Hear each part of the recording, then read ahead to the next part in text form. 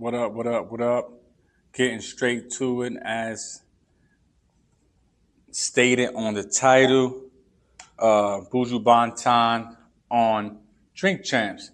I don't know if you guys seen the Buju Banton on Drink Champs episode, but if you haven't, make sure you stop over to Drink Champs and check out the interview with Buju Banton.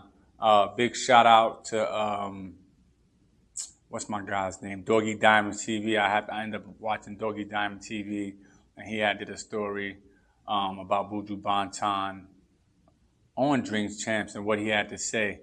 Basically, it was a lot of information that Buju was giving up from his arrest and doing 10 years in prison. His message in reggae music. He got on politics. He got on a whole variety of things. But one of the things that he got on in particular that kind of made me think about something was the Afro beats. He talked about basically the Afro beats replacing reggae and how a lot of the people that make the Afro beats basically haven't been given homage or given any of the reggae artists any props. You know, the Afro beats, you got the Davido, Burna Boy, Fireboy, DML, Rima, Wizkid, Thames. All of these sounds we've been hearing in the last 5 years. It's been pretty good music. Don't get me wrong, pretty good music. I love Thames. I love the Wizkid. A lot of these other guys I'm not really too familiar with like that. But I like a lot of the sounds, but Buju has some very interesting points because he was basically trying to explain how, for one, the Afrobeat artist is not giving the reggae artist the props. That's for one. For two, they're trying to drown out the reggae music and the dancehall music with this Afrobeat type of style where it sounds like reggae, got the good beats and things like that, but the message is totally different. If you're a reggae head and you listen to reggae music, I came up in reggae music. I was listening to Buju Banton before Biggie Small, before Jay-Z, and all of those guys, because reggae was very prevalent in the early 90s, especially being from New York, being from Brooklyn.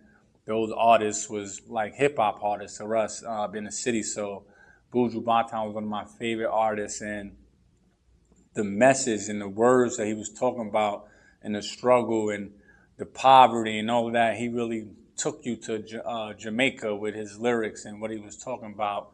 So you definitely can relate to it. So a lot of his interview on Drink Champs, he was talking about that particularly, like as far as the Afro beats not providing that same struggle amongst the masses. He was talking about how they're not giving that same message and feeling, and it's basically like a fad that's gonna fade out. Music's supposed to be timeless. You know, you're supposed to have songs that remind you of when you went on your first date, when you went with your first girlfriend, when you got your first kiss, and et cetera, et cetera, et cetera. He's basically saying a lot of the music nowadays is like watered down music for the time, and it's pretty much a fad. But a great interview. I love the way my guy Buju handled himself. I love how Nori kept trying to be the drunk uncle type of guy like Nori do, and trying to add some light to some of the stuff he was saying. And Buju stayed stone-faced and went right over to the next question without giggling like most of the dudes that's up there and falling right into the trap. It's probably because Buju wasn't drinking like everybody else was. He was doing something else, and he was chilling. But great interview. Hopefully you check that out over at Drinks Champs. Like I said, shout out to Drinks Champ and those guys for doing that. Shout out to Doggy Diamonds TV. That's where I saw that first. Shout out to Doggy's Diamonds. If you're not subscribed, make sure you subscribe. Leave a comment. Let me know what you think. If you saw the interview, what you thought about it, whatever. Live life. Make it happen. Baby. Peace.